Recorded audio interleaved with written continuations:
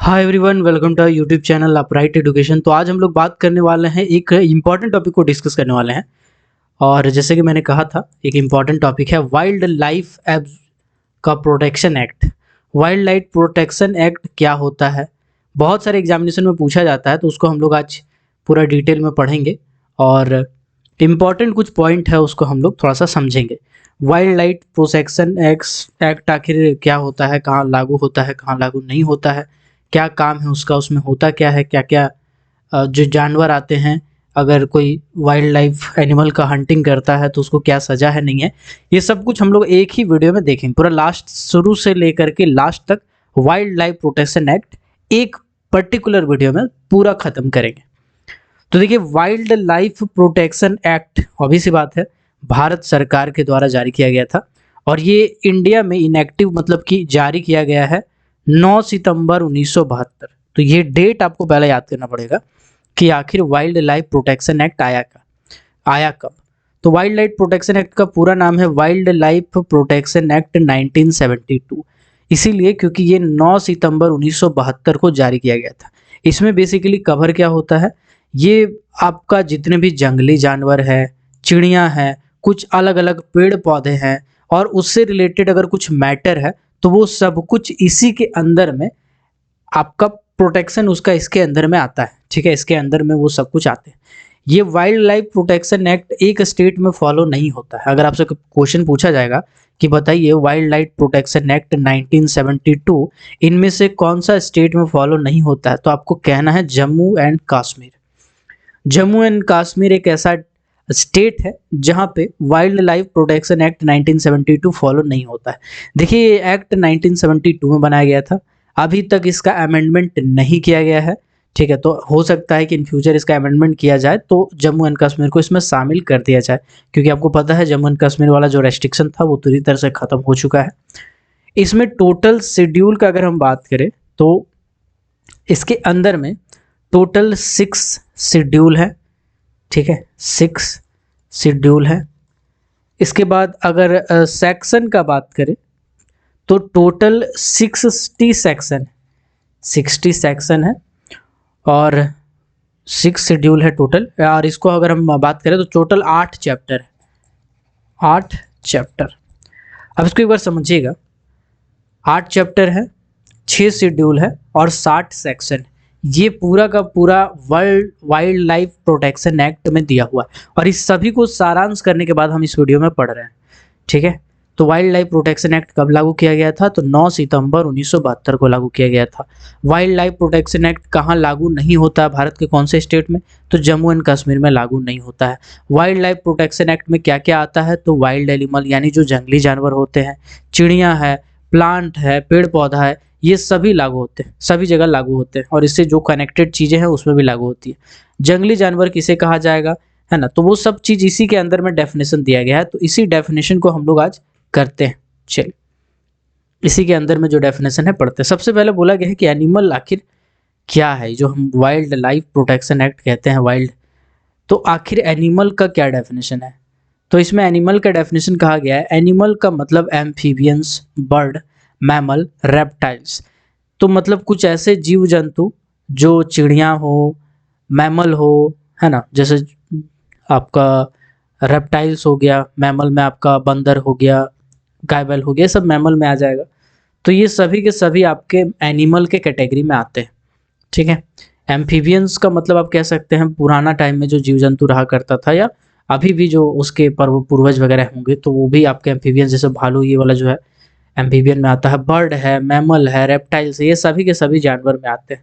Animal article का मतलब क्या हो गया, article made from any captive और वाइल्ड एनिमल। मतलब एनिमल आर्टिकल मतलब जानवर से बना हुआ सामग्री। जैसे यहाँ पे आप फोटो में अगर देख रहे हैं तो इसमें जो बहुत सारी चीज जानवर से बना हुआ, इस तीनों को अगर आप देख रहे हैं तो ये गज दांत दंत यानी कि हाथी के दांत से बना हुआ मटेरियल सब है। यहाँ पे अगर आप बहुत सारा चीज अगर यहाँ पे गौर से देखेंगे इस पर्टिकुलर जगह पे, तो जानवर से बनाया हुआ चीज है, गहना, ज्वेलरी, बहुत सारा ऐसा आइटम था जो बनाया जाता था। अभी थोड़ा कम हो गया लेकिन अभी भी इलीगल मार्केट में बनाया जाता है। यहाँ पे जो अटैची वगैरह देख रहे हैं ये सब सांप का और क्रोकोडाइल का मतलब मगरमच्छ का जो परत होता है, कवर होता है, स्किन होता है उससे बनाया गया बैग है, अटैची है, ये अलग अलग टाइप का बैग है, ये सब सांप का इससे बनाया जाता है लेदर वाला में, ठीक है। तो ये सब आर्टिकल को प्रोहिबिटेड कर दिया गया है। बहुत सारा आप लेदर वाला अगर है जिसमें स्नेक क्रोकोडाइल का चमड़ा यूज़ किया गया है तो आप इस्तेमाल नहीं कर सकते, अगर करते हैं पकड़ा जाते हैं तो फिर सज़ा भी है।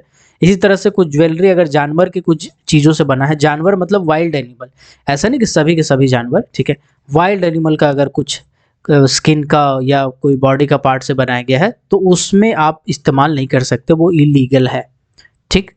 चलिए आगे बढ़ते हैं। हंटिंग का मतलब क्या होता है, डेफिनेशन क्या है वाइल्ड लाइफ प्रोटेक्शन एक्ट 1972 में हंटिंग का मतलब होता है, हंटिंग का मतलब कैप्चरिंग।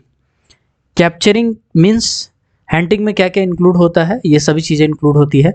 कैप्चरिंग का मतलब होता है पकड़ना। कोई भी जानवर को आप कैप्चर करते हैं, यानी अगर पकड़ते हैं, हाथ से पकड़े, कोई भी चीज़ से पकड़े, तो वो आपका हंटिंग के कैटेगरी में ही आता है। ऐसा नहीं कि आप पकड़ लिए हैं और कुछ नहीं किया, उसको जान से नहीं मारे, बस पिंजड़ा में कैद करके रखे, तो वो आपका हंटिंग में नहीं आएगा, ये भी हंटिंग में ही आएगा। किलिंग का मतलब तो आपको पता ही है, मार देना। पॉइजनिंग का मतलब है जहर दे के मार देना, ठीक है। अगर ऐसा है कि कोई जंगली जानवर को आप जहर दे के मार दिए हैं, जहर खिला के मार दिए हैं, तो ये हंटिंग में नहीं आएगा, बिल्कुल ये हंटिंग में ही आएगा। ट्रैपिंग का मतलब होता है पिंजड़ा में डाल देना, जैसे सर्कस होता था पहले के ज़माना में, तो शेर को, बाघ को, हाथी को, इस तरह का जीव को इस्तेमाल किया जाता था, तो उसको हम लोग ट्रैपिंग के कैटेगरी में रखा गया था। बाद में जब इन्वायरमेंटल लॉ बहुत ज़्यादा स्ट्रांग हुआ तो फिर ये सब चीज़ को स्ट्रिक्टली लिया और आज बहुत हद तक इसमें लगाम पा लिया है। गवर्नमेंट के द्वारा बहुत हद तक लगाम लगा दिया गया। आजकल सर्कस आपको कहीं नहीं मिलेगा ऐसा देखने के लिए जहाँ पे कोई जानवर को कैद करके उससे कुछ काम कराया जा रहा है। इंजरिंग एनिमल्स का मतलब होता है कि कोई, हंटिंग का मतलब ऐसा नहीं कि खाली गोली मारे मर गया तभी दिक्कत है। अगर आप उसको इंजर्ड कर रहे हैं, आप उसको तलवार से मार रहे हैं या कुछ फेंक के ऐसा मार रहे हैं जिससे उसका कपार फट जाए, सर में चोट लग जाए, शरीर में कुछ ऐसा नुकसान हो जाए, तो उसको भी हम हंटिंग के कैटेगरी में ही मानेंगे। बर्ड है, रेप्टाइल से अगर इसमें से किसी को भी, अगर आप, बहुत सारा बर्ड होता है जो वाइल्ड लाइफ के अंदर में आता है, रेप्टाइल्स होता है जो वाइल्ड लाइफ के अंदर में आता है, अगर इसको डैमेज कर रहे हैं, हंट कर रहे हैं, तो इस कंडीशन में भी हंटिंग के कैटेगरी में आएगा, ठीक है। चलिए, ट्रॉपी का मतलब क्या होता है, trophy means the whole or any part of any captive or non wild animal which has been kept or preserve of any means, मतलब खुला कहा गया है। ट्रॉपी का मतलब देखिए, यहाँ फोटो देखिए, बहुत सारा मूवी में, हॉरर मूवी में दिखाता है कि ऐसा दीवार में हिरन लगा हुआ है, हिरन का सींग लगा हुआ है, तो ये सब क्या है, ये सब जानवर का हंटिंग करके कुछ सामान बनाया गया है डिज़ाइन वाला या ऐसा कुछ, या उसका कुछ खाल वाल अगर घर पे रखते हैं आप, तो ये सब भी इलीगल एक्टिविटी में आता है। वाइल्ड लाइफ प्रोटेक्शन एक्ट 1972 के हिसाब से ये सब का सब इलीगल काम है। तो वाइल्ड लाइफ को भी डिफाइन किया गया है कि वाइल्ड लाइफ क्या चीज़ है। तो वाइल्ड लाइफ को कहा गया है कि wild life includes animal, bees, butterflies, crustaceans, fish and moths, aquatic or land vegetations which form part of any habitat. Wild life में सभी चीज़ें आते हैं, जानवर भी आता है, बीज मतलब आपका हनी बीज भी आता है, बटरफ्लाई जो तितली वाला, और बहुत सारा वैरायटी होता है तितली का, ये सब चीज़ आता है ना। क्रस्टन, ओशियन फिश, जो मतलब बहुत सारा अलग अलग टाइप का मछली होता है, और मछली से रिलेटेड जो जीव जंतु होते हैं, कोस्टल आपका घास वास होता है, ये सभी वाइल्ड लाइफ में आते हैं। एक्वेटिक पूरा लैंड वेजिटेशन, ये सभी के सभी आपके वाइल्ड लाइफ में ही आता है, जो उससे पूरा घिरा हुआ रहता है, ठीक है।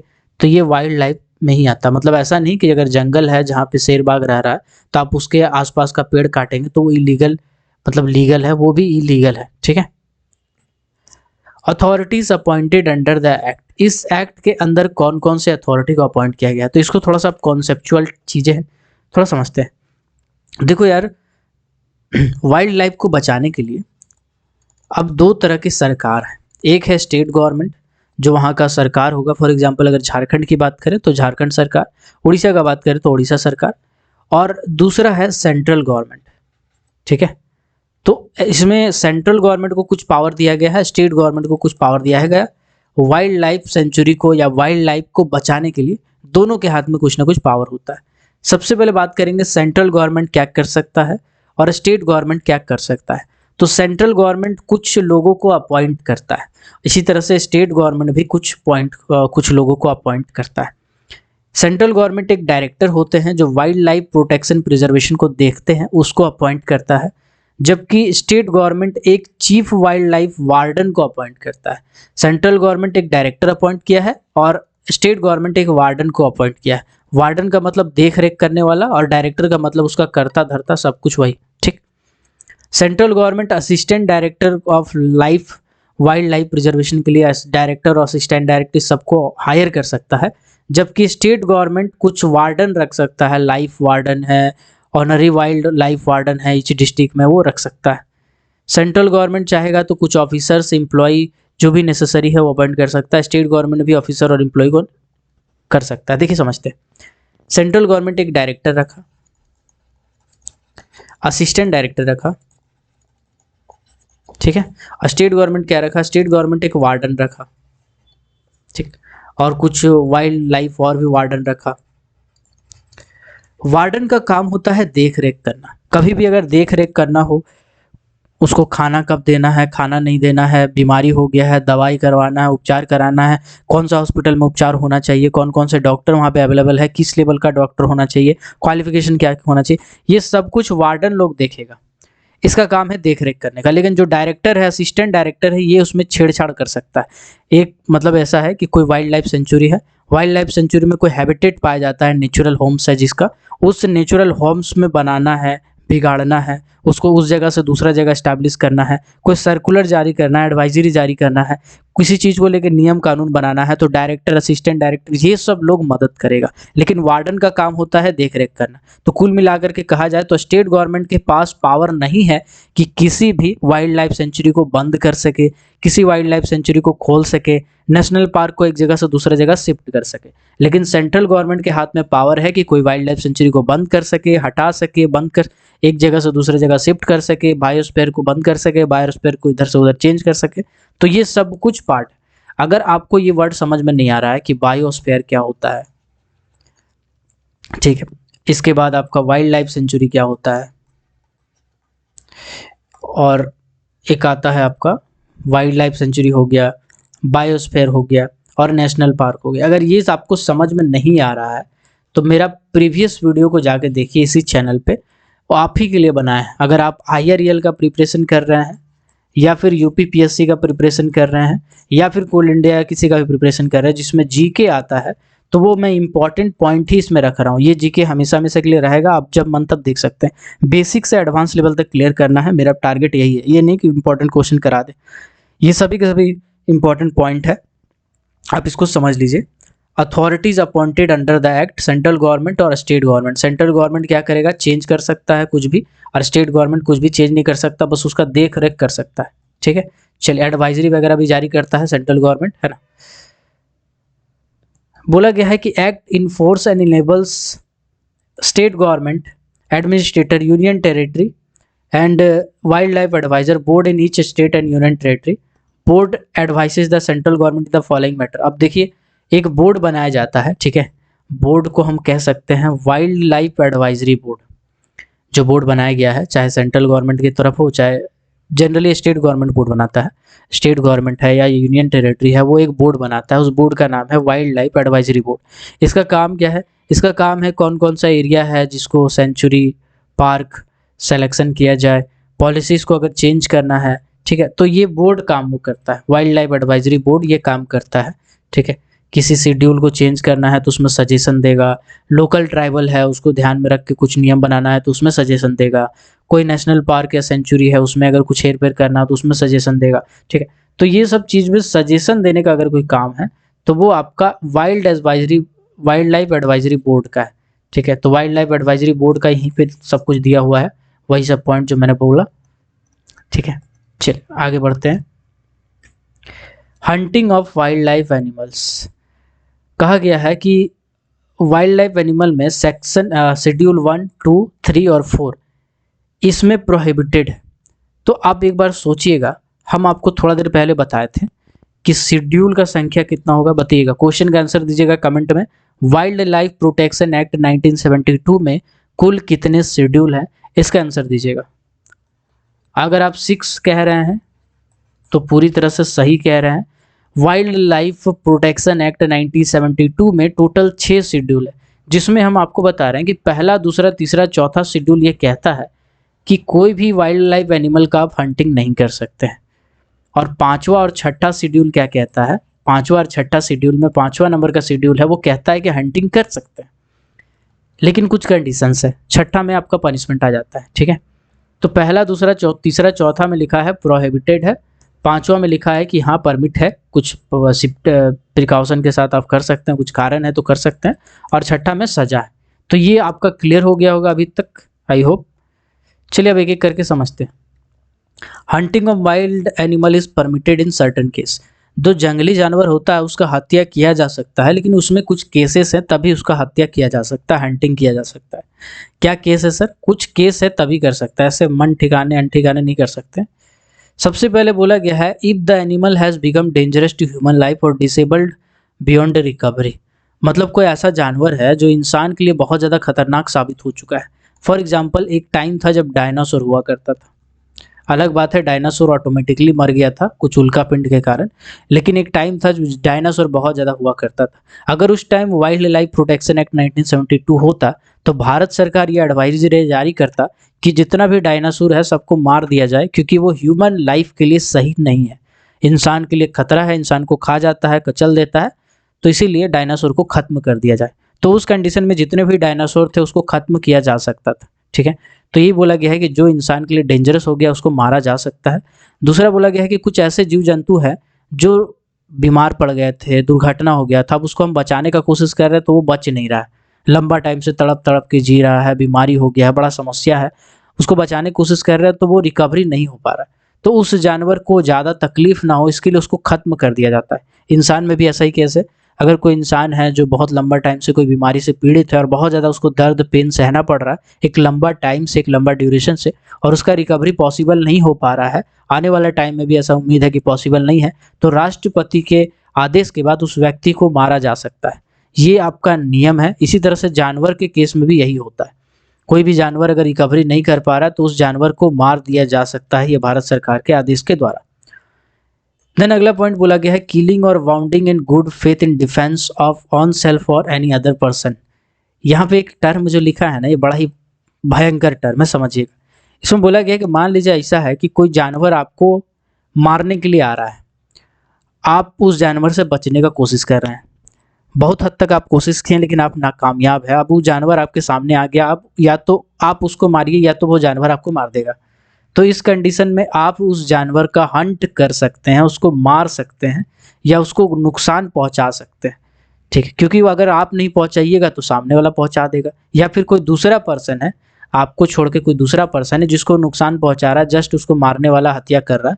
अब या तो आप नहीं मारिएगा तो वो आदमी को वो जानवर मार देगा। तो उस कंडीशन में आप उस जानवर को किल कर सकते हैं यानी मार सकते हैं जान से, या वाउंडिंग का मतलब होता है घाव देना यानी चोट पहुंचाना, तो आप उस जानवर को चोट पहुंचा सकते हैं, ठीक है। हालांकि इसमें भी बहुत स्पेसिफिकेशन देना पड़ता है कि आखिर ऐसा क्यों किया गया, और प्रूफ प्रमाण बहुत सारा चीज़ है, लीगल बहुत सारा टर्म है जो आपको क्लियर करना पड़ता है, तो अलग बात है। लेकिन ये आपको देता है हक कि आप ऐसा कर सकते हैं। अगला पॉइंट बोला गया है एनी वाइल्ड एनिमल किल्ड और wound in defence of any person shall be government property. अब ऐसा है कि मान लीजिए कोई जानवर को इनमें से कोई भी कंडीशन रहा होगा और आप उस जानवर का हत्या कर दिए, मार दिए, तो ऐसा नहीं कि उस जानवर को मार दिए तो आप उसको घर ले जाएंगे, नहीं।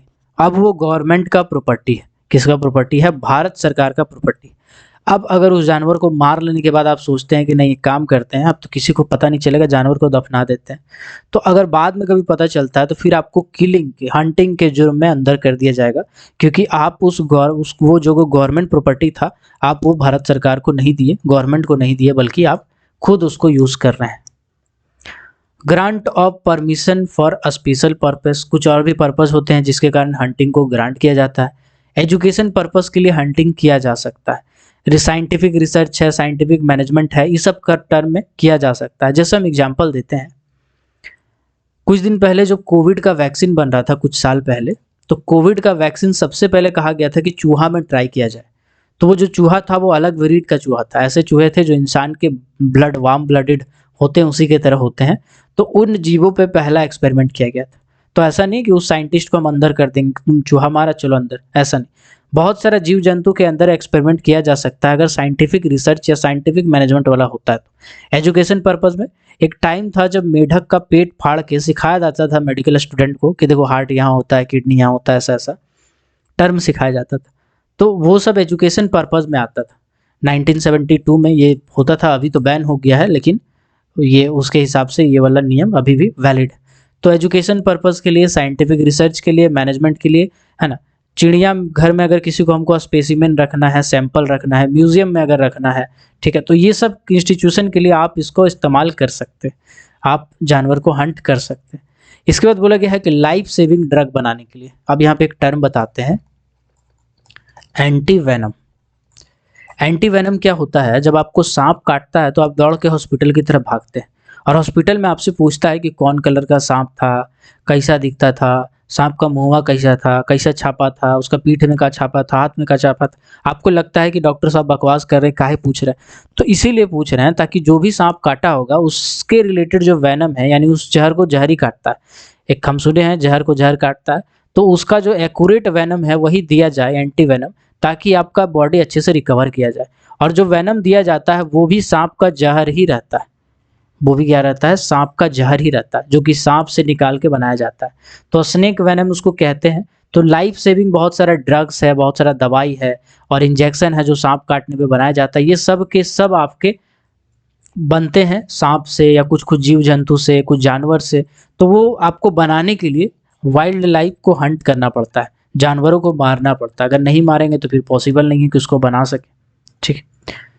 फिर बोला गया है previous permissions required of the central government for wild life animal specified in schedule 1 before grant of permit for any other wild permission animal state government. बोला गया है कि शेड्यूल 1 में जो जानवर को रखा गया है, देखिए शेड्यूल 1 में बहुत सारा जंगली जानवर को रखा गया है, शेर, बाघ, चीता, हाथी, बहुत सारा चीज़ है। अगर इसको मारना है तो भैया सेंट्रल गवर्नमेंट से इजाज़त लेना पड़ेगा, लेकिन अगर बाकी जानवर को मारना है तो स्टेट गवर्नमेंट इनफ है, स्टेट गवर्नमेंट से आप इजाज़त लेते हैं तो काफ़ी होता है, ठीक है। तो ये सब कुछ टर्म है जो इसमें समझाया गया है, आपको आई होप समझ में आ गया होगा। बाकी यहाँ पे बोला गया है protection of specified plant. Wild life protection act में कुछ स्पेशल पेड़ पौधे होते हैं, उसको भी आपको बचा के रखना होता है, आप उसको भी हंट नहीं कर सकते। बोला गया है कि विलफुली पिक है, अपरूट है, damage, destroy, acquire, collection of an specified forest, मतलब कुछ जीव जंतु है जो सेंट्रल गवर्नमेंट और स्टेट गवर्नमेंट के द्वारा जारी किया गया है कि ये सब पेड़ पौधा का आप काट छटा नहीं कर सकते हैं, बैन है, उस पेड़ पौधा को आप नहीं काट सकते हैं, ना ही उसका बेच सकते हैं, व्यापार कर सकते हैं, ना कुछ कर सकते हैं, ठीक है। हाँ। और शेड्यूल ट्राइब के लोग भी अगर उसमें रह रहे हैं तो इसको prevent, member of scheduled tribe residing at that district are not prevented if it is for their personal use। उसको इसमें लागू नहीं किया गया है क्योंकि देखो शेड्यूल कास्ट और शेड्यूल ट्राइब का जो आदमी है उस जंगल में ही रहता है, वो जंगली जीव और जंगली जानवर और जंगली पेड़ पौधा को ही खा पी के जीता है, तो उन लोगों के लिए ये नियम लागू नहीं होता है, ठीक है। एक बात याद आया है, नॉर्दर्न आइलैंड जो कि अंडमान है निकोबार में स्थित है, यहाँ पे कुछ ट्राइबल्स रहते हैं, इसका नाम हमको एग्जैक्ट नहीं पता चल रहा है। नॉर्दर्न आइलैंड जो कि अंडमान निकोबार का एक आइलैंड है, उसमें कुछ ट्राइबल लोग रहते हैं। वो ट्राइबल लोग आज भी दुनिया से रिश्ता टूटा हुआ है उसका, जो कि भारत का ही बाउंड्री में पड़ता है। आप कभी अगर गूगल या यूट्यूब मार के देखिएगा तो भारत में एक ऐसा आइलैंड है, अंडमान निकोबार में बहुत सारे आइलैंड है, उसमें से एक आइलैंड ऐसा है जहाँ पे इंसान को बैन कर दिया गया है कि इंसान उसके 50 किलोमीटर के दायरा में नहीं जा सकता है। इसलिए नहीं जा सकता है क्योंकि उसके अंदर में जो ट्राइबल्स रहते हैं वो ट्राइबल इंसान को जैसे ही देखते हैं वो शिकार करने लगते हैं, तीर भाला मारने लगते हैं, तो ये बड़ा ही खतरनाक चीज़ है, ठीक है। तो अब सोचिए अगर हम नॉर्दर्न आइलैंड, वही आइलैंड का आदमी लोग पे ये नियम लगा दे कि बताओ भैया वाइल्ड लाइफ प्रोटेक्शन एक्ट 1972 के हिसाब से आप जानवर का शिकार नहीं कर सकते, तो पता चलेगा हम गए वहाँ पे लगाने के लिए तो उधर से तीर भाला चलने लगा। इसीलिए कुछ ट्राइबल्स को ये छूट दिया गया है, जो ट्राइबल्स उस चीज़ पे ही जिंदा है, उसी जानवरों पे जिंदा है, उसी जंगल में रह रहे हैं, उसके लिए कुछ छूट दिया गया है कि आप उन लोगों पे ये नियम लागू नहीं होता है। आगे बोला है प्रोटेक्शन ऑफ स्पेसिफाइड प्लांट, कुछ स्पेसिफाइड प्लांट का प्रोटेक्शन में भी आप परमिट, स्पेशल पर्पज में आप उसका इस्तेमाल कर सकते हैं, एजुकेशन में, साइंटिफिक रिसर्च में, कुछ अगर आप उसमें साइंटिफिक इंस्टीट्यूशन में इस्तेमाल कर रहे हैं, ठीक है। बाकी यही सब चीज़ लिखा गया है, बाकी है ना, इसमें वही है, स्टेट गवर्नमेंट और सेंट्रल गवर्नमेंट से आपको परमिशन लेना पड़ेगा, ठीक है। कुछ स्पेसिफाइड पेड़ पौधा है उसमें आप डील कर सकते हैं, लेकिन उसके लिए लाइसेंस का जरूरत पड़ता है। अगर आपके पास लाइसेंस है नहीं है और आप ऐसा पेड़ का काट छाट करके बेचा बेची कर रहे हैं तो आपको जेल हो सकता है। ठीक है, तो यही टर्म यहाँ पे दिया हुआ है। बाकी आगे बढ़ते हैं। Sanctuaries national park in closed area, बोला गया है the state government may by notification declare its intention to constitute any area comprised within any reserve forest और द टेरिटरी टेरेस्ट्रियल वाटर्स और ए सेंचुरी। मतलब central government और state government कभी भी चाहेगा, स्टेट गवर्नमेंट को ये power दिया गया है, सॉरी मेरा दिमाग में नहीं था तो थोड़ा पॉइंट इधर उधर हो गया था। स्टेट गवर्नमेंट को ये पावर दिया गया है, नोटिफिकेशन निकाल के कभी भी चाहेगा तो किसी भी एक पर्टिकुलर एरिया को सेंचुरी डिक्लेयर किया जा सकता है। कोई भी रिजर्व फॉरेस्ट है या किसी को भी वो सेंचुरी डिक्लेयर कर सकता है। ठीक है, तो मेरा अगला क्वेश्चन आपसे है, भारत में वर्तमान में टोटल कितने वाइल्ड लाइफ सेंचुरी है? बताइएगा, भारत में वर्तमान में टोटल कितने वाइल्ड लाइफ सेंचुरी है? ऑप्शन आप कहिएगा तो हम आपको दे देंगे। चलिए ऑप्शन दे देते हैं। पहला ऑप्शन है 551, दूसरा ऑप्शन है 104, तीसरा ऑप्शन है 18 और चौथा ऑप्शन है 131।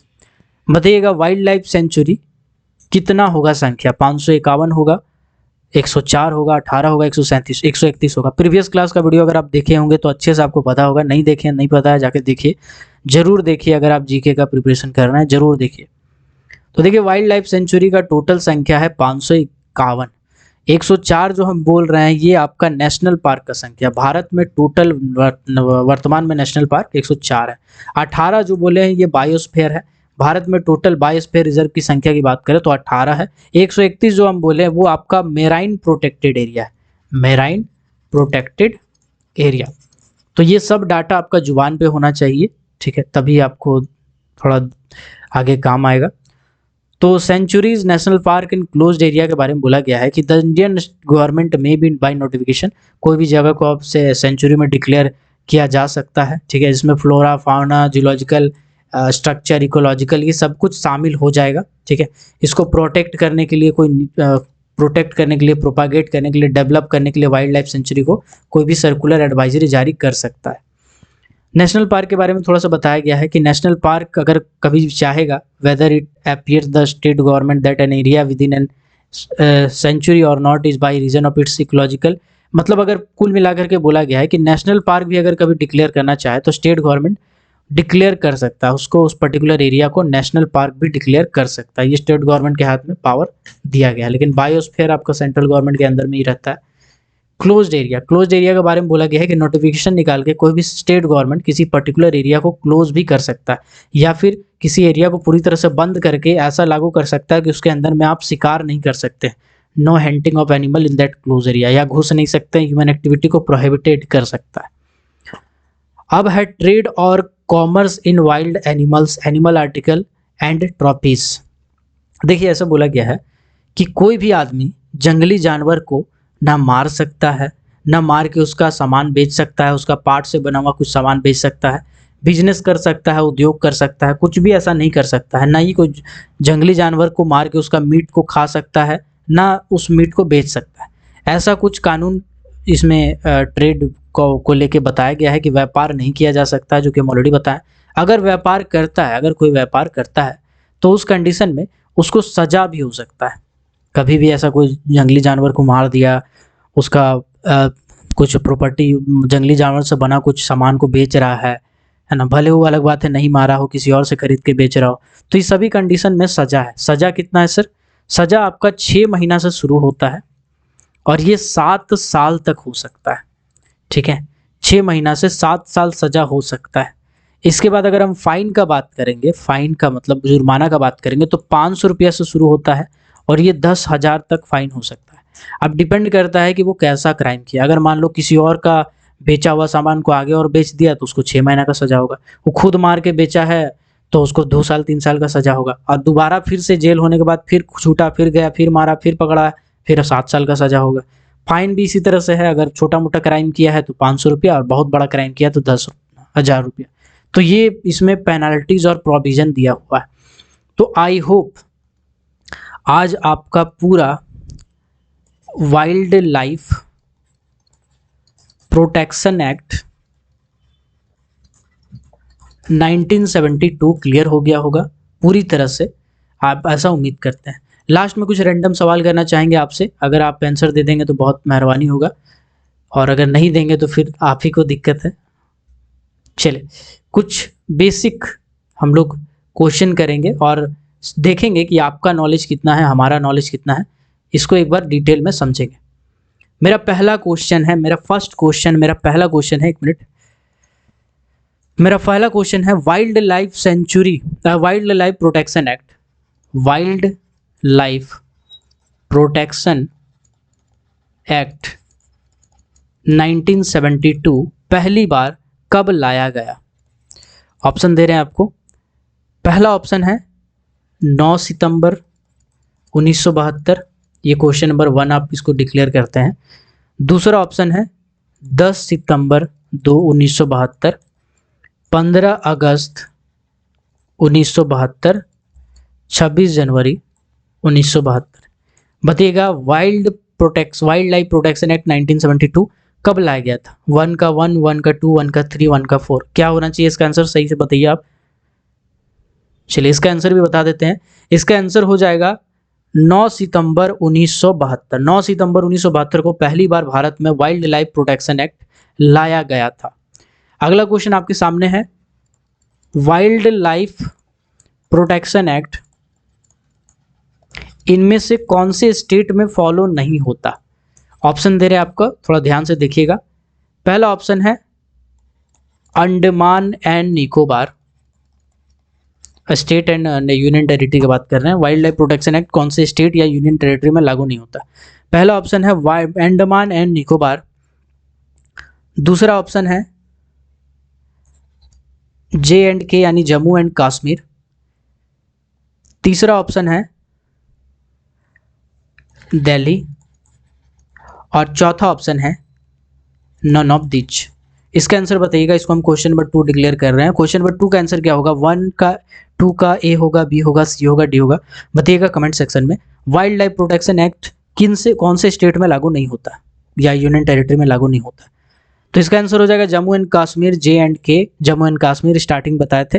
आपका दिमाग में जब अंडमान एंड निकोबार भी आया होगा, क्योंकि अंडमान निकोबार में हम एक आइलैंड के बारे में बताए थे।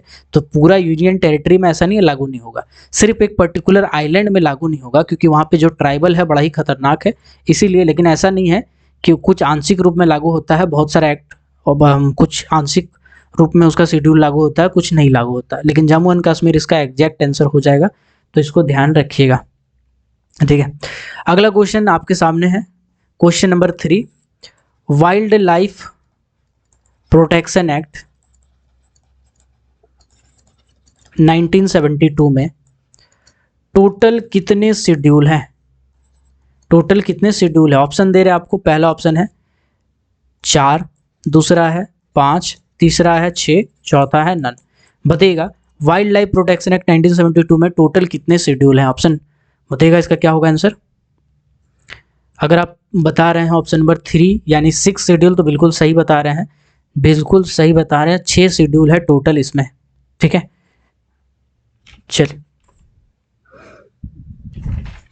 तो आई होप ये क्लास आपका क्लियर हो गया होगा। सारा point wild life protection act को लेके एक ही क्लास में ख़त्म किए, एक शुरू किए, एक ही क्लास में ख़त्म हो गया है पूरा। बहुत ही छोटा सा टॉपिक है, लेकिन लोग इग्नोर कर देते हैं इसको। इससे क्वेश्चन पूछा जाता है तो इसको इग्नोर नहीं कर सकते हैं, ठीक है। चलिए आज इतना ही रखते हैं, मिलते हैं अगले किसी वीडियो में। तब तक के लिए सबको जय हिंद,